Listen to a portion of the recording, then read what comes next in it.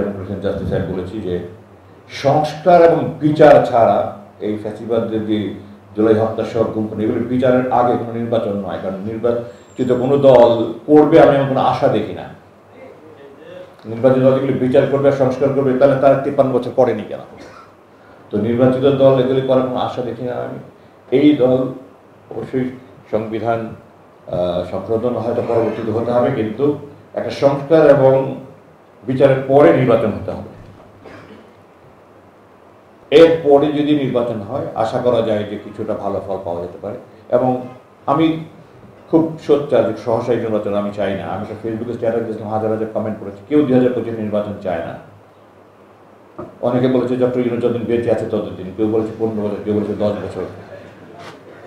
এগুলো তো বাস্তব কথা না, বাট একটা যৌক্তিক সময় দিতে হবে। এটা আমি আমার প্রথম প্রেস ব্রিফিংয়ে বলেছি, যত সাক্ষাৎকারী সবগুলোতে বলেছি। এবং আমার মূল্যায়নে এই মুহূর্তে নট বিফোর 27, যদি এর মধ্যে যদি পরিস্থিতি খুব ভালো পরিবর্তন না হয় তাহলে আরও সময় বাড়াতে হতে পারে। কিন্তু এই মুহূর্তে যে অবস্থা তাতে 27-এর আগে আমি কোনো নির্বাচন করাটা ফলপ্রসূ হবে বলে মনে করি না। তো অনেক আলোচনা হয়েছে, আমি যেটা বললাম আমি আমার অভিজ্ঞতা শেয়ার করতে আসিনি, আমি কিছু ভবিষ্যতের দিকে তাকাতে চাই। Today is the first day for the rest of my life, এই কথাটা মনে রাখতে হবে যে আজকের দিন আমার বাকি ভবিষ্যতের জন্য প্রথম জীবন। লেটস স্টার্ট ফ্রেশ, আমরা নতুন করে শুরু করি। আমরা সবাই আত্মসমালোচনা করি, দেশ জানি, ইতিহাস জানি, ভবিষ্যতের জন্য সুন্দর একটা পরিকল্পনা করে আমরা এগিয়ে যাই। আমাদের শোককে শক্তিতে রূপান্তরিত করে আমরা যেন দেশের জন্য দশের জন্য কাজ করতে পারি। আর আমি সবার কাছে ব্যক্তিগতভাবে দোয়া চাই, আল্লাহ আমাকে দ্বিতীয় জীবন দিয়েছেন। আমি কিন্তু নিরাশ হইনি, কিন্তু ফিরে আসবো সুস্থ জীবনে, এটাও আশা করিনি। আমি আমার প্রতি বক্তৃতাতে বলি, আজকের সময় সংক্ষিপ্ত করার জন্য আমি এটা বলে নিই যে জুলাই বিপ্লবের যত যোদ্ধা যারা শহীদ হয়েছে তাদের, এবং যারা আহত অবস্থায় অথবা অক্ষত অবস্থায় বেঁচে আছে সেগুলো কাজীদের প্রতি আমি আমার শুকরিয়া জানাই, কারণ তারা না হলে আজকে আমি আপনি এখানে কথা বলতে পারতাম না। তো তাদের শহীদদের আত্মার মাগফিরাত কামনা করি। বাকি সব পরিবারের জন্য আমি সমবেদনা জানাই।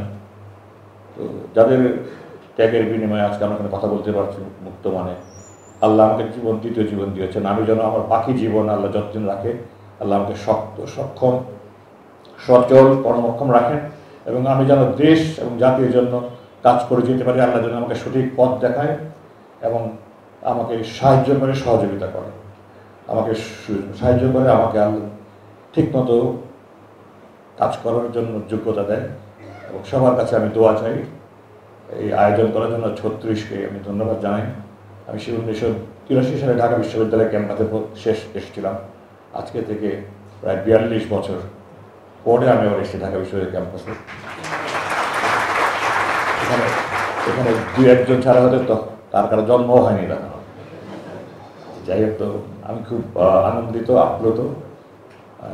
I am looking forward to the young পিপুল। যত পরিবর্তন হয়েছে তরুণরাই করেছে, মুক্তিযুদ্ধ থেকে নিয়ে শুরু করে এই পর্যন্ত সব পরিবর্তন তরুণরাই করেছে। এই জুলাই বিপ্লব পৃথিবীর ইতিহাসের বিরল, এটাও এই তরুণরাই করেছে, যুবকরাই করেছে। অ্যান্ড আই এম হোপফুল ইনশাআল্লাহ আমাদের এই বর্তমান প্রজন্ম আমাদের দেশকে এগিয়ে নিয়ে যাবে।